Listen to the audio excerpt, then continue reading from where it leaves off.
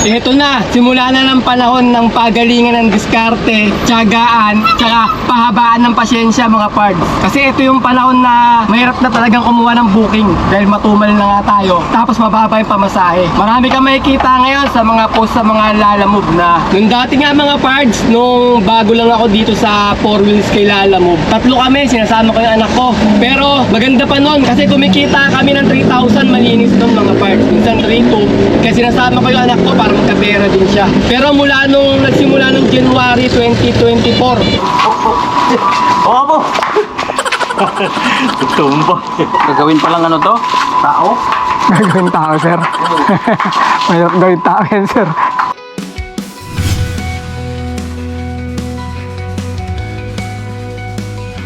Good day mga pards! Today is another booking day na naman tayo. March 5 ngayon, Wednesday, 2025. Time check, 9:25 AM. May first booking na tayo. From Gulod, Novaliches going to Makati sa halagang 783. Ang layo ng pickup location ay 1.1 km. 1,000 kg to. Papunta na kami sa may pickup location. Yan, kami na lang po. Ito po. Kami kasi lahat pero supot kasama yung dati na naman.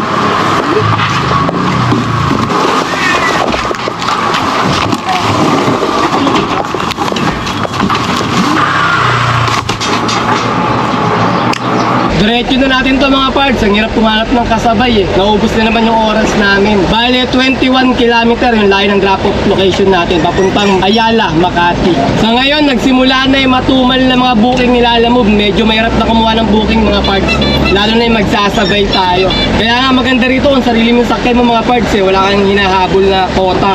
Kung magkano nang kitain mo, yun lang kasi medyo mahirap talaga yung booking ngayon eh. Siguro pagka boundary ka, medyo mahirap na mga parts eh. Lalo na pag kami kasama kang pahinante. Kaya ngayon yung mga nagbaboundary, ginagawa nila, solo na lang sila mga parts eh. Driver na lang. Hindi na sila nagsasama ng pahinante. Kasi halimbawa kung 1.8 na malinis na kikitain mo, boundary mo 1,000 or 1.2. Halimbawa 1,000, di may matitira sa yung 800. Eh kung may kasama kang pahinante, paghahatian yung 800 na natira, maliit na lang mga parts. Kaya karamihan ngayon sa mga BBI kay Lalamove na nagbaboundary, solo lang sila, driver lang, wala na silang pahinante na kasama. Nung dati nga mga parts, nung bago lang ako dito sa 4 wheels kay Lalamove, 3 kami, sinasama ko yung anak ko. Pero maganda pa nun kasi kumikita kami ng 3,000 malinis nun mga parts. Minsan 3,200 kasi sinasama ko yung anak ko para magkapera din siya. Pero mula nung nagsimula nung January 2024, doon nagsimula magbaba si Lalamove eh. Kasi ang base fare pa nun ay 380. Ngayon, 280 na lang yung base fare ni Lalamove, bubaba na. Kaya mahirap na talagang kumita ng 3,000 na malinis ngayon. Kumbaga, tsambahan na lang pagka kumita ka ng ganun ngayon. Kaya nga kung minsan gusto sumama na anak ko, di ko na rin may sama, gawa nga ng maliit na pinaghahatian namin ni tatay, may kihati pa sa di. Lalong wala na kaming kinita ni tatay pagka 3 kami. Kaya laging 2 na lang kami. Ewan ko sa inyo kung sino nakaabot nun, nakakasama ko yung anak ko, 3 kami bumibiyahe dito. Mga pards, tumawag sa atin yung nag-book. Ang sabi, hindi na raw sa may Makati dadalhin tong pinadeliver nila. Diyan na lang daw sa may Biluna Extension, diyan sa may Diliman. Bale, nasa may ano na tayo, Mindanao Avenue dulo sa may Trinoma, stoplight. Ngayon, 4 kilometer na lang yung layo ng drop-off natin dyan sa may Diliman. Napalapit na tayo kasi dapat Makati. Tatulog sa taas? Oo, patulong daw eh. Magbibigay lang daw siya ng ano. Ano yung hagdan? Oo. Pagdaanan dyan, wala may elevator dyan. Mabigatin to. Ano? Koma to. Para mapatat. Oh, lagyan mo pa to kamay dito. Atang mo. Mabigat to. Bigat nga. Saan mo talaga? Sir, sa may prowess, sir. Tok-tok. Dire-diretso. Dulo. Ah, sige. Prowess. Kayo sir? Prowess, sir. Deliver. Ano po ba yung gagamitin sa inyo sir? Di ko alam, dyan si sir eh. Dito pa na mabigat eh. Ayun si sir oh. 300? Oo, andyan si sir. Sabi, dali na sa Yan sir, gagamitin nila dito. dulo. Kaya mamaya na, ano, mabigat eh. Kunin ko na iba. Boss, pakong malaki. Sir, yun.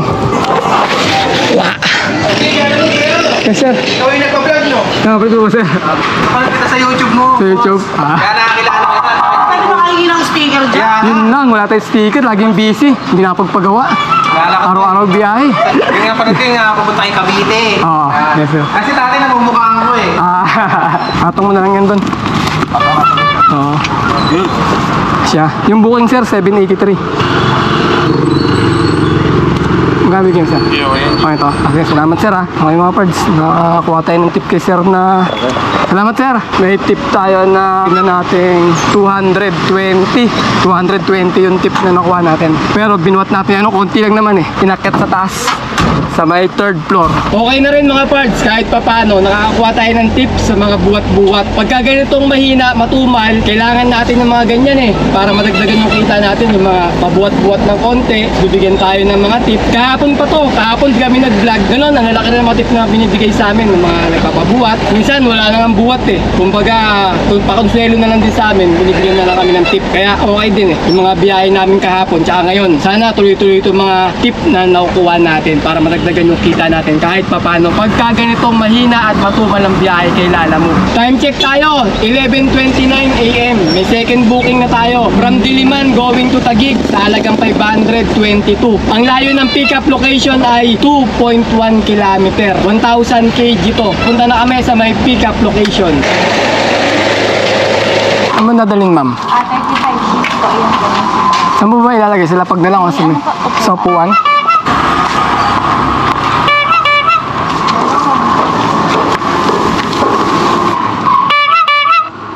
Okay, pamunta tayo ng drop-off location. Ang layo ng drop-off location ay 16 km, all right.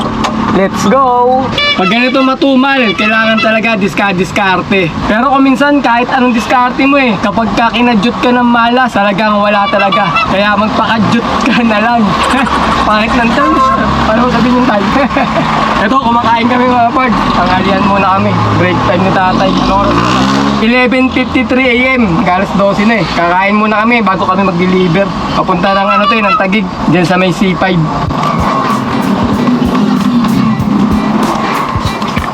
Ito na, simula na ng panahon ng pagalingan ng diskarte, tiyagaan, tsaka pahabaan ng pasyensya mga pards. Kasi ito yung panahon na mahirap na talagang kumuha ng booking dahil matumal na nga tayo. Tapos mababa yung pamasahe. Marami kang makikita ngayon sa mga post sa mga Lala Move na nagpapagalingan, nagmamagaling. Meron naman talaga na hindi magaling. Tayo mga pards, sa gitna lang, neutral lang tayo. Kasi pagka naggagaling-galingan ka, sasabihin sa'yo, nagmamarunong ka. Pagka hindi ka naman magaling, mahina ka, pagtatawanan ka naman. Kaya kami, neutral lang mga pards, sa gitna lang kami. Kumbaga, totoo lang mga pards yung mga sinasabi namin. Kung anong meron kami, kung ano kaya namin, ayun lang ang dapat namin ipaalam sa inyo. Kagaya nito, ngayong araw na to, nakadalawang cancel na kami ng customer. Yung first booking sana namin, nakakuha kami ng booking papuntang Urani, Bataan from Novaliches. Nagkakalaga ng 2,600. Tatawagan ko pa lang, kinancel agad mga pards. Siguro nalayuan kasi nasa 5 to 6 km ang layo namin. Tapos itong sumunod naman na nakancel lang kami, malapitan lang. Nagano siya, nag-chat siya na kung pwede daw i-change ng address, mag-change location daw sila. Tapos biglang ayun, kinancel na. Yan ang mahirap kasi minsan kapag ka-customer na nagka-cancel, kahit ganon, nababawasan pa rin yung ratings natin mga parts. Kasi kailangan ngayon, pag ganitong panahon na matumal, mahina, mahirap kumuha ng booking, kailangan maganda yung ratings natin Kasi pagka mahina, lagi kang mauunahan ng booking. Minsan, naglo-loading yung apps mo or minsan, nalilive disorder tayo sa pagkuha ng booking, pagsali natin o pag-join natin sa booking na gusto natin. Kasi dito, pagka kinuha mo yung booking, nag-join ka, 5 kayo mga parts na pagpipilian nila. Hindi kagad sa'yo yun. Kumbaga, depende na pag malakas talaga yung booking mo or may sticker ka, ganun. Sabi daw nila kasi pagka may sticker ka, priority ka sa booking. Siguro ganun na rin, kasama na rin yun. Tapos, kasama na rin din yung maganda yung ratings natin. Kapag ganon, madaling may ibibigay sa'yo yung booking. Kumbaga, lahat na naka-join dun sa booking na yon, mas ahead ka, kaya sa'yo ibibigay. Ganon mga parts, pagka matumal at mahina ang pasok ng booking nila, kailangan talaga maganda rin yung ratings natin. Hindi naman kasi dito basta-basta kukuha ka lang ng booking kahit bakit ng ratings mo. Nasa ratings din kasi mga parts nilagyan na nila ng mga ganon-ganon. Nung araw walang ganon napalakasan ng ratings. Sa Santola na tayo mga parts, matraffic. Gamitin natin yung time space warp natin. Panginoon po Malear, gagamitin ko na po ang ating time space warp. Ngayon din.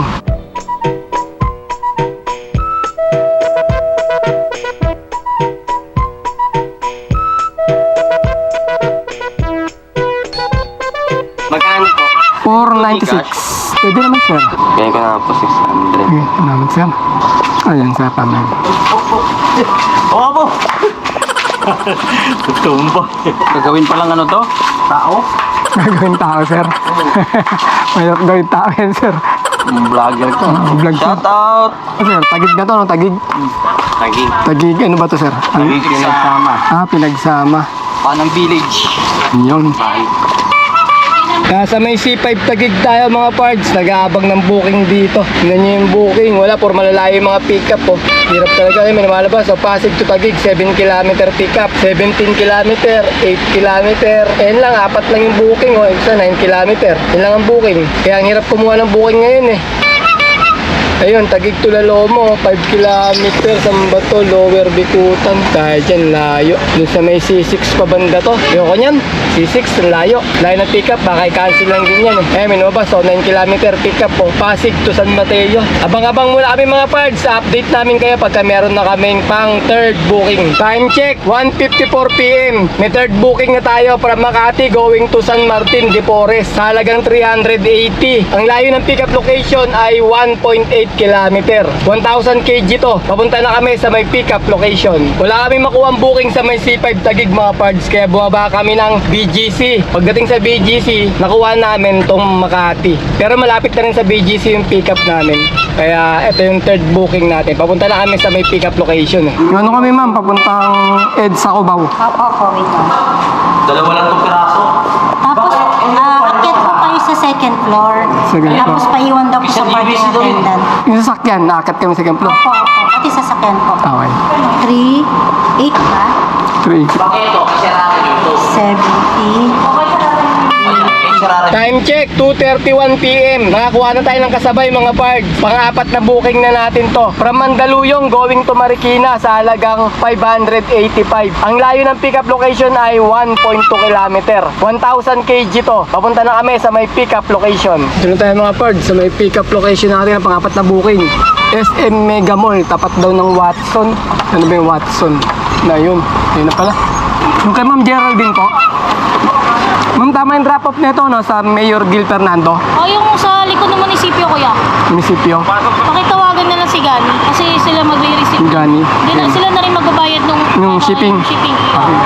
48 bucks, ma'am. Tama na, 44 yung ano eh. Pocari Sweat eh. 148 bucks. 48. Okay, na-pick up na natin yung double booking natin mga parts. Papunta tayo ng drop-off location. Sa may Cubao muna tayo, sa may Sogo Hotel. Yung drop-off nung third booking natin. Ang layo ng drop-off location ay 4.4 kilometer. Alright, let's go! Ganyan lang mga parts, tiyagaan lang. 2:49 PM na. Sana makadami pa kami pagkatapos namin itong pang-apat na booking namin. Third booking natin sa may Cubao. Yung pang-apat na booking natin, Marikina. Diyan sa may Marikina, diyan sa may Mayor Gil Fernando. Bawa mo dyan. Paano pala yung bayad, no? Sino kayo nag-aabang dito? Bayad na yan? Wala pa sir eh, sa inyo daw eh. Kaya 1,000? Meron sa 10. Kaya yan? 380 sir. 120. Sandali ka sir. Barya mo. Okay, papunta naman tayo ng Marikina. Drop off natin ang pang-apat na booking. Ang layo ng drop off location ay 8.6 km. Alright, let's go! Ayun mga pards, may nangyaring sakuna. Nasingil natin yung drop off location. Ano, sa pick up natin kanina, nagbayad na yun sa may Sogo Hotel. Yung bakal na gano'n. Pagdating doon sa may drop off, siningil ko pa ulit. Bayad sila. Kinontak ako nung pick up location kasi siya nagbayad sa akin. Sabi, nagbayad na ako. So ako naalala ko nga pala, nagbayad na nga pala. Kasi sa apps, nakalagay yung mga parts. Doon sa may drop off ang ang bayad. Nakalimutan ko na kasi nag-abang-abang pa ako ng booking. Wala na ako sa sarili ko. Kaya nasingil ko ulit. Nagarit ko yung drop off na tinawagan ako. Ba't daw naniningil pa ako? Binayaran daw pala sa may pick up location. Isipin tuloy nila, nagdudugas tayo eh. Dinugasan natin ang ano eh. Dinoble natin yung tigil. Ganun talaga eh. Siyempre, isipin niya talaga. Nagdudugas kami. Pero talaga sa akin, nawala talaga sa isip ko. Kaya siningil pa natin yung drop-off location. Dalawa kasi to, ang nagsabi pala sa akin sa drop-off location ng bayad ito, pang-apat na booking yung mga karton. Yung pala nagsabi sa akin. Nakalimutan ko, kala ko, yung third booking yun ang nagsabi. Nagkabaligtad. Kaya nalito na ako. Sa pagod na rin mga parts siguro, kaya ganun eh. Kaya ato ko talaga ako, nagalit na tuloy tayo ng customer eh. Kamali-mali na ng singil eh. Ginawa ko, sabi ko, hindi na ako makakabalik ma'am kasi malayo na ako. Sabi ko, Gcash ko na lang, buti may Gcash number sila. Ma'am, nasa ano ako ma'am eh? Mayor Gil Fernando to, pero alam ko Marikina to eh. Mali. Yes, ma'am. Sinusulat ko, ma'am, Integrated School for Young Children, Cainta. Walang lumalabas, ma'am, sa map. Bakit na lang, kulitin lang kuya. Munisipyo, City Hall ng Cainta. Municipal hall na kainta. Sige, ma'am. Sige, ma'am. I-pin ko, ma'am, sa may map. Kuya, bakit ito? Yun na lang. Sige, ma'am. Sige, ma'am. Bibilisan ko na lang. Nag-aabang na rin nata si Sir dun eh. Tinawagan ko kasi. Sige, ma'am. Sige, ma'am. Thank you, ma'am. Kamali ng mga parts nang nilagay na pin location sa Marikina kami napunta. Cainta daw. Hello po, sir. Sir, hindi po makita yung address nyo sa sa may map. Bali, tatanong ko na lang po kung saan po kayo malapit. Ayun na lang. Diyan po ba yan malapit sa may Cainta Junction? Junction po. Sige. Okay, sir. Sige, sir. Alam ko na, sir. Sige po. Salamat, sir. Salamat po. Wala na. Finish na. Finish na tayo. Nagaba ng traffic, mga parts. Hanggang makarating na ng junction to. Kapapasok pa lang natin ng Felix Avenue. Yari tayo nito. Mali-mali kasi yung pinakustomer eh. Kasi nandun na tayo sa drop-off. Kukuha lang sana tayo ng booking. Papauwi. Mali-mali mga customer. Kanina, mali ako. Ako yung nagkamali eh. Siningil ko. May bayad na pala. Nagalit tuloy yung customer. Kala nandadaya tayo. Pagka pogi nagkamali, sasabihin nyo, hindi, okay lang sir, talagang ganun. Nagkakamali talaga yung tao. Pero pag pangit yung nagkamali, sasabihin nyo, mandurugas, gawain nyo yan, boss. Hindi pa ata sila balantay eh, no? Grabe kayo sa pagkapangit. Ano pala ngayon mga pards? Ash Wednesday. Kaya pala yung mga nakakasalubong ko, puro may mga uling sa noo eh. Ibig sabihin pala, malapit na pala yung mahal na araw. Kaya pala matraffic ngayong Wednesday kasi Ash Wednesday pala. Marami pala nagpupunta ng simbahan. Drop off na tayo mga pards. Felix pala. National High School. Kaya natin integrated eh. Kaya pala Hindi makita. Yung driver na Yes sir. Magkano ang siya dadagdag na simula doon sa may... Ano sir eh, 20 per kilometer kami. Bali 160 sir, sa 8 kilometer. Oh, 160 dadagdag simula Apo. Marikina. Apo. Kasi lalalamog din ako. Oo. Wheels din. Kaya Kaya mali na mali pa lang pin. Ang lapit lang po nun sir, pag dun mula 8 kilometer lang eh, hanggang dito eh. So bali madadagdag ka ng 160. Oo, bali naging 16 kilometer na. Sabi nga lalaki, partner ko yung nagbuko eh. Ano ba yung sa school na dito yan? Hindi, ito ay kami mga taga Batangas. Dito lang kasi naglalaro yung mga atleta ng Batangas. Pumunta rito? Oo. Ang mapapabayad sa kanila ay 745. Ay, Bakit? 25 ko yung 160 ang aming ibibigay. Gagawin ko na ang 745. Apo. Ano ba rin? Web na yun, magkano additional? 160 sir. 160. Bali 745 lahat. Bahala. Huwag, ingat ako na. Aba hindi. Hindi nga. Ay, sus Ikaw na. Basta rin, ibibigay ko ng lahat sa kanila. Alin? Hindi, ano yan? Para naman may... Nagulat na. Mga mga are. Hindi, yung pera.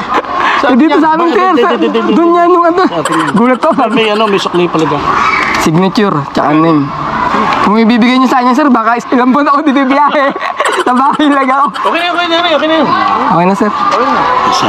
Kaya ba't pinagtaga namin ang pagbiha? Okay. Salamat sir. Salamat. Nag-aalala mo din naman ako. Hanggang bibiyahe ka rin. 1, 2, 3, 850. Mga parts. Sila ba? Pari pa, Kasi na ako ng 50. Ay, 900. Salamat sir, maraming salamat. 745 lahat mga parts siningil natin. Bale, may tip tayo na 150. Okay na rin. Pinadagdagan natin ng 160 yung pin location kasi mali. 8 kilometer. So, dagdag pa sila sir ng 150. Pwede na rin. Laking tip na rin sa atin to mga parts. Dagdag sa kita natin. Time check. 5:36 PM. Meron tayong pang 5 booking. From Cainta, going to Caloocan South sa halagang 686. Ang layo ng pickup location ay 1.8 kilometer. 1,000 kg to. Papunta na kami sa may pickup location. Ma'am, kayo yung papuntang Fatima, ma'am? Ayun pala. Ito ba, ma'am? Ito na sa loob. Algo namin nung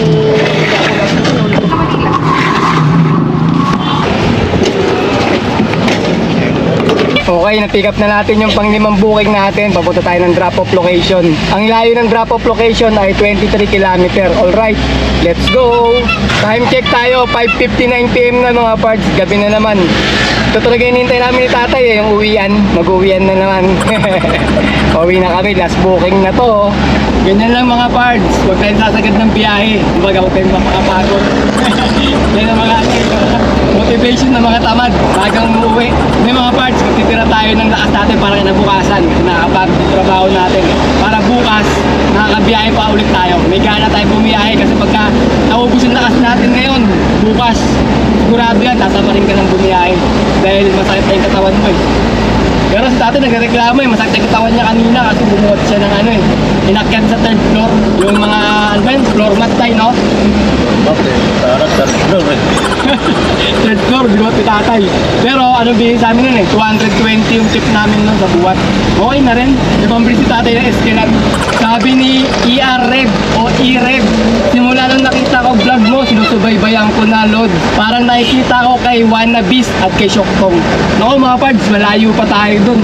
Kasi si Wannabis tsaka si Shoktong, idol natin yun eh, napaka-angat na talaga nun. Malayo pa tayo dun mga pards, pero sana.